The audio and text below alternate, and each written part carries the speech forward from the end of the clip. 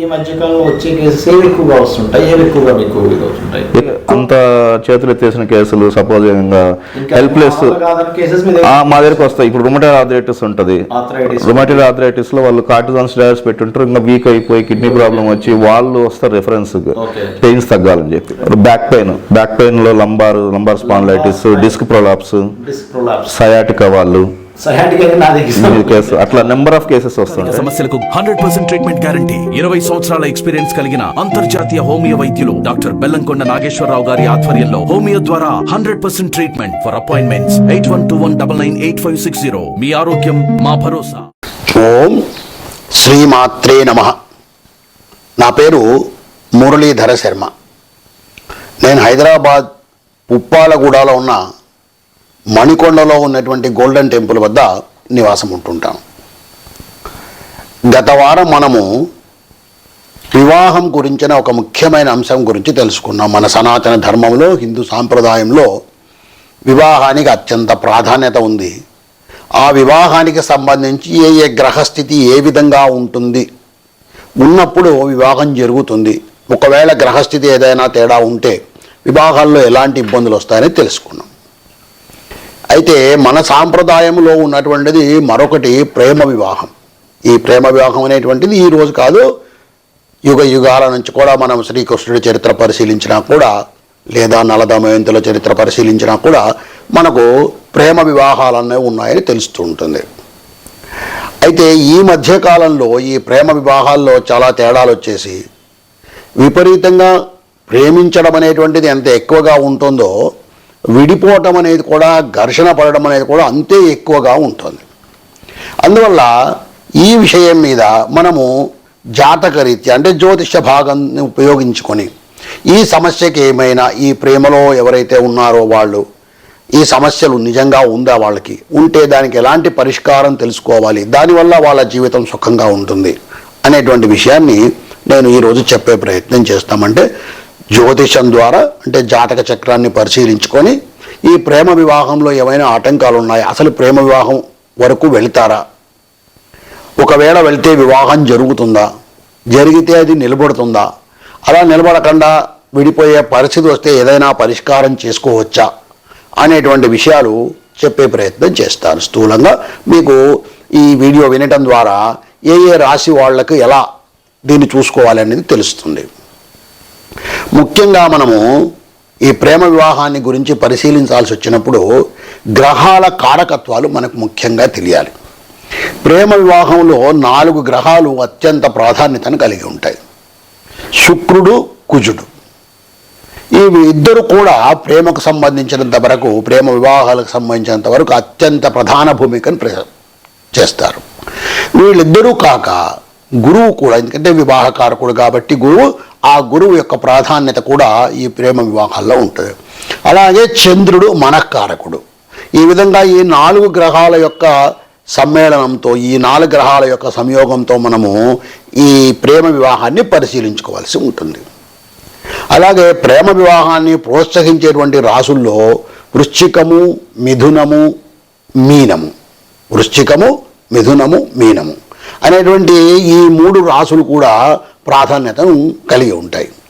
ఇంకా లగ్నము నుంచి చూసినట్టయితే మనకు పంచమ, సప్తమ భావము, ఈ 2 కూడా అత్యంత ప్రాధాన్యత కలిగి ఉంటాయి. పంచమ భావము ప్రేమ వివాహాన్ని సూచిస్తుంది లేదా ప్రేమను సూచిస్తుంది. సప్తమ స్థానము వివాహాన్ని సూచిస్తుంది. అలాగే 11వ స్థానం కూడా, ఏకాదశి స్థానం కూడా ఈ ప్రేమ వివాహాల్లో ప్రాధాన్యత కలిగి ఉంటుంది. ఇంకా ఇది కాక గ్రహ ఉచ్చ నీచ స్థితులు, అలాగే గ్రహాల యొక్క దృష్టులు కూడా చాలా ప్రధానమైనటువంటి పాత్రను కలిగి ఉంటాయి. గ్రహాల దృష్టులు నేను గత వీడియోలో కూడా చెప్పాను, మరొకసారి చెప్పే ప్రయత్నం చేస్తాను. ప్రతి గ్రహం కూడా తను ఉన్నటువంటి ఇంటి నుంచి 7వ ఇంటిని చూస్తూ ఉంటుంది. అంటే ఉదాహరణకు కుజుడు ఉన్నాడు, కుజుడు తన ఉన్నటువంటి ఆ ఇంటి నుంచి 7వ ఇంటిని చూస్తూ ఉంటాడు. ఆ 7వ ఇంటిని మాత్రమే కాకుండా కుజుడు 4, 8వ ఇంటిని కూడా చూస్తాడు. ప్రతి గ్రహము 7వ ఇంటిని చూస్తుంది. ప్రత్యేకించి కుజుడు 7వ ఇంటికి మాత్రమే, సప్తమ స్థానానికి మాత్రమే కాకుండా 4వ ఇంటికి, 8వ ఇంటికి కూడా తన కుజ దృష్టి కలిగి ఉంటాడు. అలాగే శనిని తీసుకున్నట్టయితే సప్తమ స్థానంతో పాటు 3వ ఇంటికి 10వ ఇంటికి కూడా ఈ గ్రహ దృష్టి, శని యొక్క దృష్టి ఉంటుంది. అంటే ఈ గ్రహము 3 స్థానాలను చూస్తూ ఉంటుంది అన్నమాట. సాధారణంగా అన్ని గ్రహాలు ఒకే ఒక స్థానాన్ని చూస్తే కుజుడు 3 స్థానాలను చూస్తాడు, శని 3 స్థానాలను చూస్తాడు, అలాగే గురువు కూడా 3 స్థానాలను చూస్తాడు. గురువు 5, 9 స్థానాలను కూడా చూస్తాడు. ఈ విధంగా మనకు గ్రహాల యొక్క దృష్టులు కూడా ప్రాధాన్యత వహిస్తాయి. ఇక ప్రేమ వివాహానికి సంబంధించినంత వరకు ఇందాకే చెప్పాను నేను, జాతకంలో 5వ స్థానం 5వ భావం అంటే లగ్నము నుంచి 5వ స్థానం, ఉదాహరణకు మేష లగ్నం అనుకుంటే మీది, అంటే మనం ఉదాహరణగా తీసుకొని పరిశీలిస్తున్నాం. మేషలగ్నం అనుకుంటే 5వ స్థానం మేషం, వృషభం, మిథునం, కర్కాటకం, సింహలగ్నం, సింహరాశి. ఆ సింహరాశి అనేటువంటి 5వ భావం, 5వ భావం. అక్కడ ఏ గ్రహాలు ఉన్నాయి, ఏ గ్రహాల యొక్క కలయిక ఉంది, ఏ గ్రహాలకు ఆ స్థానం యొక్క దృష్టి ఉంది, ఇలాంటిని తప్పకుండా పరిశీలించాలి. 5వ భావాన్ని, 5వ భావం ప్రేమను చూపిస్తే 7వ భావం 7వ భావం వివాహాన్ని సూచిస్తుంది. ఇక ఈ 2 అంటే 5, 7 ఈ 2 ఇంటికి సంబంధించిన గ్రహాలు ఒకదానితో ఒకటి పరివర్తన చెందినా కానీ, అంటే 5వ ఇంట్లో ఉండవలసినటువంటి 5వ ఇంటి యొక్క అధిపతి 7వ ఇంట్లో ఉండటము, 7వ ఇంటి యొక్క అధిపతి 5వ ఇంట్లో ఉండటము, లేదా ఈ 2 గ్రహాలు ఒకరినొకరు చూసుకుంటూ ఉండటము, ఇలాంటివి జరిగినా కూడా ప్రేమ వివాహానికి ఎక్కువగా అవకాశం ఉంటుంది. ఇంకా నేను ఇందాకే చెప్పాను శుక్రుడు అత్యంత ప్రాధాన్యత కలిగినటువంటి గ్రహము అని చెప్పి. అయితే ఈ శుక్రుడు కనుక వక్రస్థితిలో ఉంటే, మనకు తెలుసు కొన్ని గ్రహాలు వక్రస్థితిలో ప్రయాణం సహజంగా రాహుకేతువులు వక్రస్థితిని కలిగి ఉంటారు. అవి కాకుండా మిగిలిన గ్రహాలు, రవిని మినహాయించి మిగిలిన గ్రహాలు వక్రస్థితిని కూడా కలిగి ఉంటాయి. ఇలా వక్రస్థితిని కలిగి ఉంటే, శుక్రుడు ప్రత్యేకించి వక్రస్థితిని కలిగి ఉంటే ఆ ప్రేమ వివాహము జరిగే అవకాశం ఉండదు. ఇక కుజుడు యొక్క ప్రాధాన్యత చెప్పాను. శుక్రుడు కుజుడు వీళ్ళిద్దరు కనుక కలిసి ఉంటే, శుక్రుడు బలమైనటువంటి ప్రేమకు కారకుడైతే కుజుడు బలమైనటువంటి కోరికకు కారకుడు. ఈ విధంగా ఈ 2 గ్రహాలు ఎక్కడ కలిసి ఉన్నా కూడా, అంటే 5వ భావంతో సంబంధం లేదు, 7వ భావంతో సంబంధం లేదు, ఎక్కడైనా కానీ కుజ శుక్రులు కలిసి ఉంటే కనుక వాళ్ళలో ప్రేమ అనేటువంటిది పుట్టే అవకాశం ఉంటుంది. అది ముందుకు వెళ్తుందా లేదా అనేటువంటిది మిగతా గ్రహాల యొక్క స్థితి మీద ఆధారపడుతుంది. అయితే శుక్ర కుజులు కలిసి ఉంటే తప్పకుండా ఇది ప్రేమకు ఆస్కారాన్ని కల్పిస్తుంది. లవ్ అని అంటుంటారు కదా, ఈ మధ్య ఎక్కడ చూసినా కానీ ఈ పదమే వింటున్నాం. సినిమాల్లో చూసినా, లేకపోతే మనం యూట్యూబ్లో చూసినా, లేకపోతే ఎలాంటి సామాజిక మాధ్యమాల్లో చూసినా కూడా ఈ సబ్జెక్టే వింటున్నాం. కాబట్టి ఈ 2 గ్రహాలు కనుక కలిసి ఉంటే కనుక జాతకంలో తప్పకుండా ఆ జాతకుడు లేదా జాతకురాలు ప్రేమ వైపు వెళ్ళే అవకాశం ఉంటుంది. అలాగా ఈ కుజుడు శుక్రుని మీద దృష్టిని కలిగి ఉంటే, చెప్పాను కుజునికి 3 విధాలుగా దృష్టి ఉంటుందని, 4, 7, 8 స్థానాలు. కుజుడు కనుక శుక్రుడిని 4వ స్థానంలో కానీ లేదా 7వ స్థానంలో కానీ చూస్తూ ఉంటే ప్రేమ వివాహం జరిగే అవకాశం ఎక్కువగా ఉంటుంది. ఇంతకుముందు చెప్పాను కుజుడు శుక్రుడు కలిసి ఉంటే అవకాశం ఉంది అని. లేదు వీళ్ళిద్దరూ కలిసి లేరు కానీ దృష్టిని కలిగి ఉన్నాడు, కుజ దృష్టి శుక్రుడి మీద ఉంది, 4వ స్థానం నుంచి కానీ 7వ స్థానం కానీ.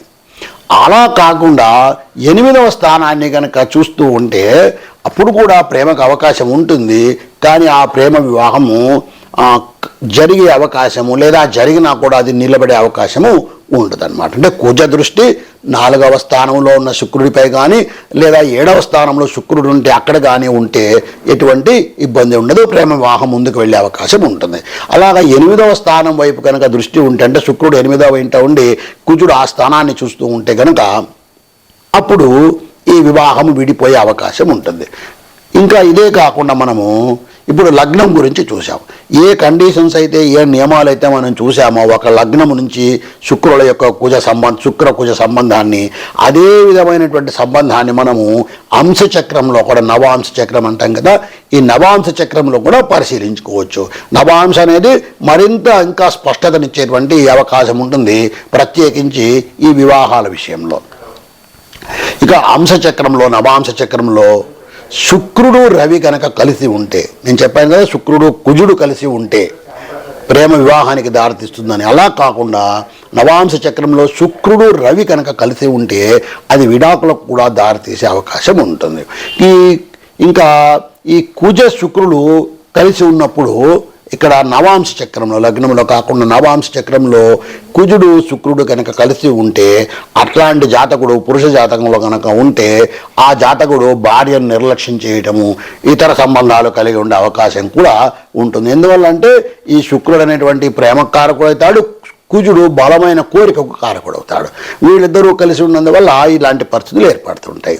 శుక్రుడు చంద్రుడితో కలిసి ఉన్నా కూడా ప్రేమ వ్యవహారం ఉంటుంది. చెప్పాను చంద్రుడు మనకారకుడు అని చెప్పి. ఈ కోరికలు బాగా ఎక్కువగా ఉండేటువంటిది, ఇట్లాంటి వాటి మీద ఎక్కువగా ఉన్నటువంటి వాడు శుక్రుడు.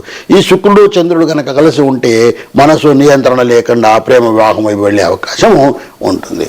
ఇలాంటి పరిస్థితి 11వ భావంలో కూడా వీళ్ళిద్దరూ కలిసి ఉంటే, 5వ స్థానంలో అయినా 11వ స్థానంలో అయినా శుక్రుడు చంద్రుడు వీళ్ళిద్దరు కలిసి ఉన్నా కూడా ప్రేమ వివాహం వైపు వెళ్ళే అవకాశం చాలా ఎక్కువగా ఉంటుంది. ముఖ్యంగా ఈ ఏకాదశ భావం అంటే 11వ భావం చెప్పాను కదా, రాశులను మనం పరిశీలిస్తున్నప్పుడు 5, 7, 11 స్థానాలను తప్పకుండా చూసుకోవాలని. 5వ స్థానం ప్రేమను సూచిస్తుంది, 7వ స్థానం వివాహం చూపిస్తుంది, 11వ స్థానము ఆ వ్యక్తి యొక్క పరిచయాలను గురించి తెలుపుతుంది మనకు. అంటే ఎలాంటి పరిచయాలు కలిగి ఉంటాడు ఆ వ్యక్తి, ఆ జాతకుడు లేదా జాతకురాలు. ఆ 11వ స్థానంలో పాపగ్రహాలు ఉండడము, లేదా 11వ స్థానంలో నీచ స్థితిని పొందిన గ్రహాలు ఉండడము, లేదా పాపగ్రహాల యొక్క దృష్టి ఉండడము, ఇలాంటివన్నీ జరిగినప్పుడు ఈ వివాహ విషయంలో కూడా చాలా ఇబ్బందులు వచ్చే అవకాశం ఉంటుంది. ముఖ్యంగా ఈ 11వ ఇంట శుక్రుడు చంద్రుడు కనుక కలిసి ఉంటే వాళ్ళిద్దరు స్నేహితులుగా ఉండి తర్వాత వివాహానికి దారితీసే అవకాశం ఉంటుంది. 11వ ఇంట్లో శుక్రుడు చంద్రుడు కనుక కలిసి ఉన్నట్టయితే అలాంటి అవకాశము ఆ జాతకులకు ఉంటుంది. అలాగే జాతక చక్రంలో చంద్రుడి నుంచి 5, 7 భావాలలో శుక్రుడు ఉన్నా కూడా మనకు ప్రేమ వివాహానికి అవకాశం ఉంటుంది. ఇందాక చెప్పాను లగ్నం నుంచి 5, 7 స్థానాలని. లగ్నం నుంచే కాకుండా చంద్రుడి నుంచి కూడా ఇలాంటి పరిస్థితే ఉంటుంది. చంద్రుడి నుంచి 5వ స్థానంలో కానీ 7వ స్థానంలో కానీ శుక్రుడు ఉన్నట్టయితే అది ప్రేమ వివాహానికి దారితీసే అవకాశం ఉంది. అయితే ఇవన్నీ ఉన్నా కూడా ఇతర గ్రహాల యొక్క దృష్టి కూడా చాలా ముఖ్యం. అందుకే నేను చెప్పాను ఇతర గ్రహాల యొక్క దృష్టిని మనం జాగ్రత్తగా చూసుకోవాలి. కేవలము శుక్రుడు కుజుడు కలిసి ఉన్నారు లేదా శుక్రుడు చంద్రుడు కలిసి ఉన్నారు కాబట్టి నాకు వివాహం అయిపోతుంది, నేను ప్రేమ వివాహం తీసుకుంటాను, దానివల్ల నేను సుఖంగా ఉంటాను అట్లానే అనుకోవడానికి వీల్లేదు. ఇతర గ్రహాల యొక్క దృష్టి ఎలా ఉందో కూడా మనం ఒకసారి జాగ్రత్తగా కనీసం స్థూలంగా పరిశీలించుకోవాలి. ఏదైనా ప్రత్యేకించి ఇబ్బందులు వచ్చినప్పుడు మనం ఎట్లయితే ఆరోగ్యం బాగలేకపోతే డాక్టర్ దగ్గరికి వెళ్తామో, డాక్టర్ దగ్గరికి వెళ్ళడానికన్నా ముందుగా మనం ఫస్ట్ ఇంట్లోనే ఒకసారి టెంపరేచర్ చూసుకొని ఇలా చూసుకుంటామో, అదేవిధంగా ఇలాంటి ప్రేమ వివాహాల్లో కానీ సాధారణ వివాహాల్లో కానీ ఏదైనా ఇబ్బందులు వస్తే కనీసం ముందుగా ఒక్కసారి జాతకం తీసుకొని చూసుకొని ఏంటి నా గ్రహస్థితి ఏంటి, ఎలా ఉంది, నా పంచమ స్థానం ఎలా ఉంది, సప్తమ స్థానం ఎలా ఉంది, ఏకాదశ స్థానం ఎలా ఉంది అనేటువంటిది చూసుకుంటే ఒక అవగాహన వస్తుంది. సరైనటువంటి అవగాహన వచ్చి దానికి సరైన పరిష్కారం చేసుకోగలిగితే మంచిది. లేకపోతే ఎవరైనటువంటి సరైన జ్యోతిష్కులను కూడా సంప్రదించి కూడా సరైనటువంటి పరిష్కారాలు తీసుకునే అవకాశం ఉంటుంది. అంతే తప్ప ఇబ్బందులు కలిగినప్పుడు ఆ ఇబ్బందులను పెంచి పోషించుకొని, అంటే ఇందాక నేను చెప్పినట్టు ఏదో అనారోగ్యం వస్తే అనారోగ్యం గురించి పట్టించుకోకుండా అలాగే ముద్ర పెట్టుకొని దానివల్ల అనారోగ్యం తీవ్రమయ్యి ఇబ్బంది పడేదానికన్నా కాస్త సమస్య వచ్చినప్పుడే సరైనటువంటి పరిష్కారం దిశ వైపు మనం ప్రయాణం చేసినట్టయితే, మీరు ప్రేమవివాహం చేసుకున్నారు, పెద్దలను అడిగి చేశారా, మీరంతకు మీరు చేసుకున్నారా, అది ఒక విషయం. కనీసం చేసుకున్న దాన్ని జాగ్రత్తగా కాపాడుకోవడానికి ఈ జాతక భావం అనేటువంటిది కొంత ఉపయోగాన్ని మీకు ఇస్తుంది. అలాగే శని దృష్టి కూడా ఎలాంటి, ఇప్పుడు పంచమ స్థానాన్ని శని చూస్తున్నాడా, లేదా సప్తమ స్థానాన్ని చూస్తున్నాడా, లేదా ఏకాదశ స్థానాన్ని చూస్తున్నాడా శని అనేటువంటిది కూడా ముఖ్యమైనటువంటిది. తర్వాత 6వ ఇల్లు, లగ్నానికి 6వ ఇల్లు శత్రు రోగ రుణ స్థానము అని మనకందరికీ తెలుసు. ఈ శత్రు రోగ రుణ స్థానానికి ఎటువంటి గ్రహ దృష్టి ఉంది అంటే శని దృష్టి కానీ కుజ దృష్టి కానీ ఇలా పాపగ్రహాల దృష్టి, ఇతర రాహు ఇలాంటివి ఉన్నా కూడా కొంత ఇబ్బందులు ఉండే అవకాశం ఉంది. అలాంటప్పుడు కాస్త జాతకాన్ని పరిశీలించుకొని తగిన నిర్ణయం తీసుకుంటే బాగుంటుంది. అలాగే రాహువు శుక్రుల కలయిక కూడా ప్రేమకు దారితీస్తుంది. అంటే శుక్రుడితో ఎలాంటి గ్రహాలు కలుస్తున్నాయి, శుక్రుడితో కుజుడు పాపగ్రహం కలిశాడు, ప్రేమ వివాహానికి దారితీస్తుంది. శుక్రుడితో మనఃకారకుడైన చంద్రుడు కలిశాడు, ప్రేమ వివాహానికి దారితీస్తుంది. శుక్రుడితో రాహువు కలిశాడు, అప్పుడు కూడా అది ప్రేమ వివాహానికి దారితీసే అవకాశం ఉంది. కానీ ఈ శుక్రుడు రాహువు కలిసి ఉన్నప్పుడు ప్రేమ వివాహాలు కనుక జరిగితే రాహు దశలు అంతర్దశలు వచ్చినప్పుడు కాస్త చీకాకులు ఎక్కువగా ఉండే అవకాశం ఉంటుంది. అందుకే నేను చెప్పాను, ఏదైనా అట్లాంటి సమస్య వచ్చినప్పుడు మీ సమస్య తీర్చుకోవడానికి మీకున్న మార్గాలను మీరు అనుసరించండి. కానీ దానితో పాటు ఒక్కసారి అవకాశం ఉన్నప్పుడు మీ జాతకాన్ని తీసుకొని పరిశీలించుకొని, మీ జాతకం మీకు చేత కాకపోతే తగిన జ్యోతిష్కునితో మీరు పరిశీలన చేయించుకొని దీనికి పరిష్కారం తెలుసుకుంటే బాగుంటుంది. ఇక ప్రేమకు కారణం శుక్రుడు చంద్రుడు అని చెప్పుకున్నాము. ప్రేమ నిర్ణయం తీసుకోవడానికి కుజుడు రాహువు ముఖ్యమైనటువంటి గ్రహాలని చెప్పుకున్నాం. ఈ విధంగా మనము ప్రేమ వివాహానికి ఎలాంటి పరిస్థితులు దారితీస్తాయి, ఏ ఏ గ్రహాలు కలిసి ఉంటే ప్రేమ వివాహానికి దారితీసే అవకాశం ఉంది, ఏ ఏ గ్రహాల యొక్క దృష్టి ఉంటే ప్రేమ వివాహానికి దారితీసే అవకాశం ఉంది, అలాగే ఏ ఏ గ్రహాలు ఎక్కడ ఉన్నప్పుడు లేదా ఏ దృష్టిని కలిగినప్పుడు ఈ ప్రేమ వివాహాలు ఇబ్బందులు పడే అవకాశం ఉందనేటువంటిది కూడా మనము ఇప్పటివరకు తెలుసుకున్నాము. ఇక మనము ఒక్కొక్క గ్రహానికి ఒక్కొక్క రాశికి ఈ ప్రేమ వివాహం యొక్క పరిస్థితి ఎలా ఉంటుంది అంటే, ఒక ఉదాహరణ జాతకం తీసుకొని మేషరాశి వాళ్ళకి ఎలా ఉంటుంది, వృషభ రాశి వాళ్ళకి ఎలా ఉంటుంది అనేది మనం ఇప్పుడు తెలుసుకునే ప్రయత్నం చేద్దాం.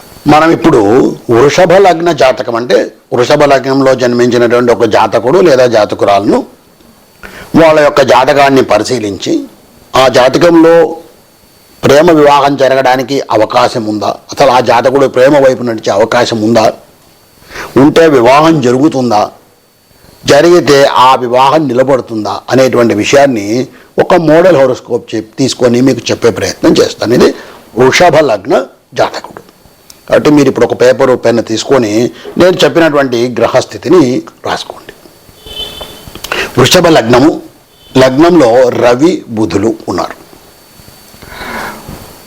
తర్వాత కన్యలో అంటే లగ్నానికి 5వ ఇల్లు, ఈ లగ్నానికి 5వ ఇంటి అయినటువంటి కన్యా రాశిలో శుక్రుడు చంద్రుడు కుజుడు ఉన్నారు. తులలో రాహువు, వృశ్చికంలో గురువు, మకరంలో స్వక్షేత్రంలో శని, మేషంలో కేతువు ఉన్నాడు. నేను ఒకసారి గ్రహస్థితి చెప్తాను, మరలా రాసుకోండి. లగ్నం వృషభ లగ్నము, లగ్నంలో రవి బుధులు ఉన్నారు. తర్వాత కన్యా రాశిలో శుక్రుడు చంద్రుడు కుజుడు ఉన్నారు. తులలో రాహువు, వృశ్చికంలో గురువు, మకరంలో శని, మేషంలో కేతు ఉన్నారు. ఇది గ్రహస్థితి. ఈ గ్రహస్థితిని పరిశీలించుకొని మనము ఇలాంటి గ్రహస్థితి ఉంటే ప్రేమ వివాహం యొక్క పరిస్థితి ఈ వృషభ లగ్న జాతకుడికి ఎలా ఉంటుంది. లగ్నం వృషభ లగ్నము, లగ్నాధిపతి శుక్రుడు. శుక్రుడు ప్రేమకు కారకుడు. అటువంటి శుక్రుడు 5వ స్థానంలో ఉన్నాడు. ఇక తృతీయ స్థానాధిపతి అయినటువంటి చంద్రుడు మనకారకుడు. ఈ చంద్రుడు కూడా శుక్రుడితో జత చేరి ఆ 5వ స్థానంలోనే ఉన్నాడు. ఇక వ్యయస్థానాధిపతి అలాగే 7వ స్థానాధిపతి ఎవరు? కుజుడు. వ్యయ 7వ స్థానానికి అధిపతిరా. అటువంటి కుజుడు కూడా ఈ 5వ స్థానంలోనే ఉన్నాడు. చూడండి ఎటువంటి గ్రహస్థితి ఏర్పడిందో. ఒకవైపు ప్రేమకు కారకుడైనటువంటి శుక్రుడు, కోరికకు కారకుడైనటువంటి కుజుడు, మనస్సును చంచలం చేసేటువంటి చంద్రుడు, ఈ ముగ్గురు కలిసి 5వ స్థానంలో ఉన్నారు. వీళ్ళకి ఇంకెవరిదైనా దృష్టి ఉందా, ఏదైనా ఇబ్బందులు కల్పించే విధంగా అంటే ఎలాంటి గ్రహ దృష్టి కూడా, వేరే ఏ గ్రహ దృష్టి కూడా లేదు. కాబట్టి ప్రేమ వైపు ప్రోత్సాహం బాగా జరిగే అవకాశం ఉంది. ఇక గురువు, వివాహం చేసేవాడు గురువు, వివాహకారకుడు. ఈ వివాహకారకుడు ఎక్కడున్నాడు అంటే 7మములో. ఈయన 8వ లాభాధిపతి. ఈ 8వ లాభాధిపతి అయినటువంటి గురువు 7వ స్థానంలో వృశ్చిక రాశిలో మిత్రక్షేత్రంలో ఉన్నాడు. అంటే కుజునికి మిత్రుడు. అంటే ఇంకా వివాహం చేయకుండా ఇంకేం చేస్తాడండి? తప్పకుండా వివాహం చేస్తాడు. ఈ గ్రహస్థితిలో పంచమ స్థానంలో ప్రేమను ప్రోత్సహించేవాడు, కోరికను కల్పించేవాడు, మనస్సును చంచలం చేసేటువంటి వాడు ఈ ముగ్గురు గ్రహాలు ఉంటే వీళ్లకు తోడుగా సప్తమ స్థానంలో గురువు ఉన్నాడు. కాబట్టి ప్రేమ వైపు వెళ్ళే అవకాశం 100% ఉంది. ప్రేమ వివాహం కూడా జరిగే అవకాశం చాలా ఎక్కువగా ఉంది. కానీ మనం ఒక్క విషయాన్ని గమనించాలి. ఇక్కడ లగ్నంలో రవి ఉన్నాడు. ఈ లగ్నాధిపతి శుక్రుడు. ఇది శత్రుక్షేత్రం. ఈ రవి ఎట్లా అంటే న్యాయపరమైనటువంటి చిక్కులు కల్పించేటువంటి గ్రహం. అలాగే షష్టమ స్థానం ఇందాకే చెప్పుకున్నాం, పాపస్థానం అని, శత్రు రోగ రుణస్థానం అని. ఈ శత్రు రోగ రుణస్థానంలో రాహు ఉన్నాడు. కాబట్టి ఇక్కడ ఏమి జరిగే అవకాశం ఉందంటే ప్రేమ వివాహం జరుగుతుంది, కానీ అప్పుడప్పుడు మనస్పర్ధలు చీకాకులు కలుగుతూ ఉంటాయి. ఎందువల్ల అంటే ఒకటి రవి వల్ల, రెండవది రాహు వల్ల. రవి లగ్నంలో ఉండి ఇబ్బంది పెట్టే అవకాశం ఉంది, శత్రుక్షేత్రంలో ఉన్నాడు కాబట్టి. అలాగే ఇక్కడ రాహు 6వ ఇంట ఉన్నాడు కాబట్టి ఇబ్బంది పెట్టే అవకాశం ఉంది. అంటే చిన్న చిన్న తగాదాలు ఇబ్బందులే ఉంటాయి తప్ప ఇది విడాకులకు దారితీసేంతటువంటి పరిస్థితికి రాదు. మరి ఇప్పుడు ఏం చేయాలి ఇలా ఉన్నప్పుడు అన్నట్టే ఇందాక నేను చెప్పినట్టు కొన్ని చిన్న చిన్న పరిష్కారాలు చేసుకునే ప్రయత్నం చేయాలి. ముందుగా మన మనస్సును నిశ్చలం చేసుకోవడం కోసము మనకు ఉన్నటువంటి సంకటాన్ని, సంకటం అంటే బాధ, కష్టం, అలాంటి బాధ కష్టము తొలగడానికి సంకటనాశన గణేశ స్తోత్రం ప్రతిరోజు చదువుకోవాలి. వీలైతే బుధవారం రోజు 11 సార్లు చదువుకోవటం. ఇలా ఈ విధంగా చేయడం వల్ల ఇది ఎన్నిసార్లు చదివినా తప్పులేదు. చాలా చిన్న స్తోత్రము, 3 నిమిషాల్లో అయిపోతుంది. గణేశుని యొక్క నామాలు చెప్పుకోవటమే, అది పేర్లు చెప్పుకోవటమే. అలా చెప్పుకోవడం వల్ల ముందు మనసు కుదురుపడుతుంది. ఇద్దరూ చెప్పుకోవాలి. ఎందుకంటే వాళ్ళిద్దరూ కలిసి ప్రేమ వివాహం చేసుకున్నారు, దాన్ని నిలబడడానికి ఇద్దరూ కలిసి కృషి చేయాలి. కాబట్టి ఇద్దరు ఈ సంకటహర గణేశ స్తోత్రం చదువుకోవటం చాలా ఉత్తమం. తర్వాత మనం ఇందాక గ్రహించాం, మనల్ని ఇబ్బంది పెడుతున్నటువంటి గ్రహాలు 2, రవి రాహువులు. కాబట్టి నవగ్రహాలకు ప్రదక్షిణం చేయటం, అలాగే రాహువుకు అత్యంత ప్రీతికరమైనటువంటిది శివార్చన. శివార్చన చేయడం అంటే అభిషేకం చేసే శక్తి ఉండి రోజు మనం వెళ్ళి గుడికి వెళ్ళి అభిషేకం చేస్తే మంచిదే. లేదు, కనీసం ఒక బిల్వ పత్రాన్ని సమర్పించడం, ఒక పుష్పాన్ని సమర్పించడం, అవకాశం ఉన్న రోజు ఏదో మాస శివరాత్రి నాడు తీసుకువెళ్ళి స్వామికి కాస్త పాలతో అభిషేకం చేయటం, ఈ విధంగా శివార్చన చేస్తూ ఉంటే కొంతకాలానికి ఈ మనస్పర్ధలైనటువంటి ఏవైతే కలిగి ఉన్నాయో అవి భగవంతుడి అనుగ్రహంతో తొలగిపోయే అవకాశం చాలా ఎక్కువగా ఉంటుంది. ఈ విధంగా ఈ పరిష్కారాలను చేసుకున్నట్టయితే తప్పకుండా ఈ వృషభ లగ్నం ఏదైతే నేను చెప్పానో గ్రహస్థితి, ఇలాంటి గ్రహస్థితి ఉన్న జాతకుడు తను చేసుకున్న ప్రేమ వివాహాన్ని నిలబెట్టుకొని జీవితాన్ని సుఖమయం చేసుకునే అవకాశం ఉంది. ఇది ఇంకా తీరలేదు, ఇంకా ఇబ్బందులు ఉన్నాయి, లేదా మీరు సరిగ్గా అర్థం చేసుకోలేకపోయారు జాతకాన్ని, అలాంటప్పుడు తగిన జ్యోతిష్కులకు చూపించుకొని తగిన పరిష్కారం చేసుకొని మీ జీవితం సుఖమయం చేసుకోవడం ఉత్తమమని ఆశిస్తున్నాను. శ్రీమాత్రే నమః.